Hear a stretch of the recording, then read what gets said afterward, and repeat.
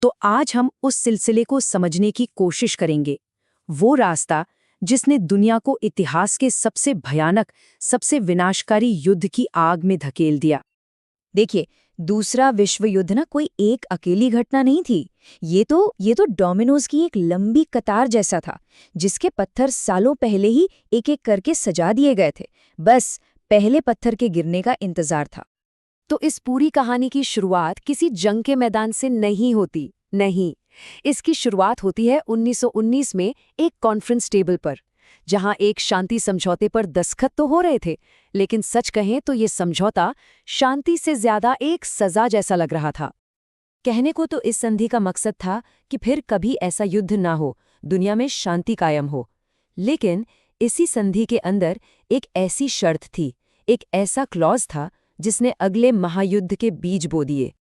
इस क्लॉज के तहत पूरे जर्मनी को ये मानने पर मजबूर किया गया कि पहले विश्व युद्ध को शुरू करने की सारी जिम्मेदारी सिर्फ उनकी थी। ये एक बहुत बड़ा राष्ट्रीय अपमान था, एक ऐसी जिल्लत जिसे जर्मनी के लोग कभी भुला नहीं पाए। और बात सिर्फ अपमान तक ही नहीं रुकी। इसके साथ साथ जर्मनी पर $33 बिलियन का, जी हाँ, $33 बिलियन का जबरदस्त जुर्माना थोप दिया गया। ये रकम इतनी बड़ी थी, इतनी ज्यादा थी कि एक ऐसी अर्थव्यवस्था के लिए जो युद्ध में पहले ही तबाह हो चुकी थी, इसे चुका पाना नामुमकिन था। और इस आर्थिक बोझ का असर वो तो फौरन दिखने लगा। एक छोटा सा उदाहरण देखते हैं। 1922 में बर्लिन शहर में एक ब्रेड की कीमत हुआ करती थी 160 मार्क्स। लेकिन जरा रुकिए, क्योंकि इसके ठीक एक साल बाद जो हुआ वो यकीन से परे है।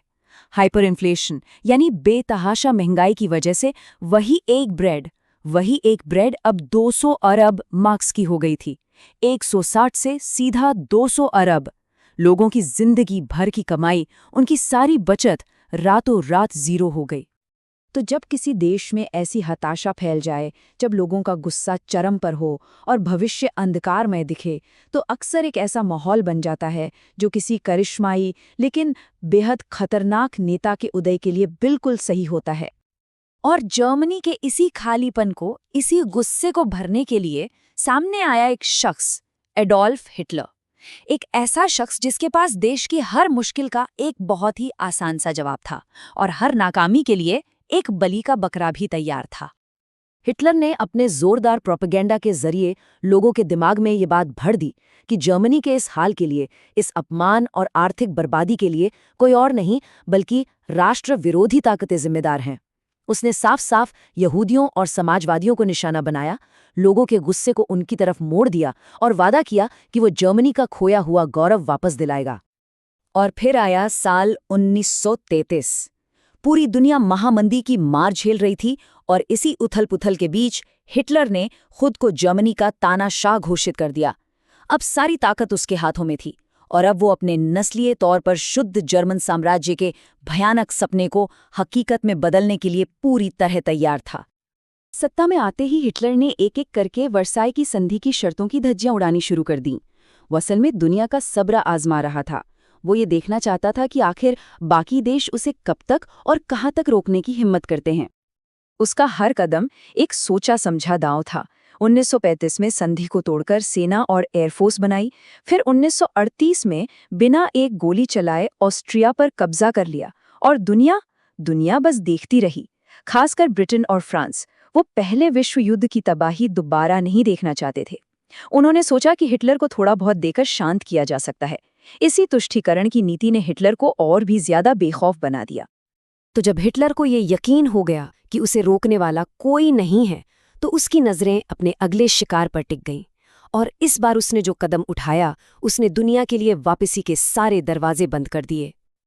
और ये कदम था एक ऐसा दांव जिसकी किसी ने कल्पना भी नहीं की थी।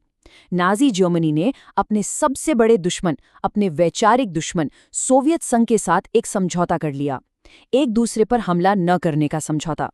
लेकिन इस समझौते में एक खुफिया शर्त भी थी कि पोलैंड पर हमला करने के बाद उसे जर्मनी और सोवियत संघ आपस में बांट लेंगे। इस एक चाल से हिटलर ने 2 मोर्चों पर एक साथ जंग लड़ने का खतरा ही खत्म कर दिया। 1 सितंबर 1939 करीब 10 लाख जर्मन सैनिकों ने पोलैंड पर हमला कर दिया। ये वो आखिरी डोमिनो था जो अब गिर चुका था। बस अब सब्र का बांध टूट चुका था। ब्रिटेन और फ्रांस ने आखिरी चेतावनी जारी की, पोलैंड से अपनी फौजें हटाओ, नहीं तो युद्ध के लिए तैयार हो जाओ। हिटलर ने इस चेतावनी को पूरी तरह से नजरअंदाज कर दिया। और बस इसी के साथ उस महायुद्ध की शुरुआत हुई जिसकी आशंका सबको थी। और ये शुरुआत हुई एक ऐसी खौफनाक मिलिट्री स्ट्रैटेजी के साथ जिसने अपनी रफ्तार और ताकत से दुश्मनों को संभलने का मौका तक नहीं दिया। इसे नाम दिया गया ब्लिट्जक्रीग। जर्मन भाषा में इसका मतलब होता है बिजली की रफ्तार वाला युद्ध। ये वर्ल्ड वॉर 1 की तरह खाइयों में बैठकर लड़ी जाने वाली धीमी लड़ाई बिल्कुल नहीं थी। ये जंग का एक नया, तेज और बेहद क्रूर तरीका था। इसका एक ही मकसद था, दुश्मन पर इतनी तेजी से हमला करो कि उसे सोचने समझने का मौका ही न मिले। इसका तरीका बहुत सीधा साधा लेकिन बेहद असरदार था। सबसे पहले टैंकों की फौज दुश्मन के डिफेंस को तहस नहस कर देती, फिर आसमान से जर्मन एयरफोर्स, जिसे लुफ्टवाफे कहते थे, बम बरसाती, और इनके पीछे पीछे पैदल सेना बिजली की रफ्तार से अंदर घुसकर पूरे इलाके पर कब्जा कर लेती। ये एक ऐसा तूफान था जिसे रोक पाना लगभग नामुमकिन था। और इस तूफान का असर ये हुआ कि 1 साल से भी कम वक्त में Austria, Poland, Denmark, Norway, Belgium, Luxembourg, Netherlands और आखिरकार फ्रांस, एक के बाद एक लगभग पूरा यूरोप नाजी जर्मनी के कब्जे में आ चुका था। लेकिन इसी तबाही के बीच एक ऐसा वाकया हुआ जिसे आज भी डनकर्क का चमत्कार कहते हैं। हुआ ये कि फ्रांस के समुद्री तट पर करीब 3.5 लाख मित्र देशों के सैनिक चारों तरफ से घिर गए थे। उनका खात्मा तय था, लेकिन किसी तरह छोटी बड़ी नावों की मदद से उन्हें वहां से सुरक्षित निकाल लिया गया। भले ही ये एक बड़ी हार थी, पर इस बचाव ने ब्रिटिश सेना की रीढ़ की हड्डी को टूटने से बचा लिया और जंग को जिंदा रखा। अब फ्रांस घुटने टेक चुका था और पूरे यूरोप में ब्रिटेन अकेला खड़ा था नाजियों के खिलाफ। ऐसे मुश्किल वक्त में ब्रिटेन के नए प्रधानमंत्री विंस्टन चर्चिल ने हिटलर को और पूरी दुनिया को एक ऐसा पैगाम दिया जो इतिहास में हमेशा के लिए दर्ज हो गया। तो अब पूरा यूरोप हिटलर के कदमों में था और ब्रिटेन अकेला खड़ा था। हिटलर की जीत की मशीन को रोकना लगभग नामुमकिन लग रहा था। ऐसे में सबसे बड़ा सवाल यही था कि क्या दुनिया में अब भी कोई ऐसी ताकत बची थी जो इस नाजी सुनामी को रोक सके? और अगर हाँ, तो आखिर कैसे?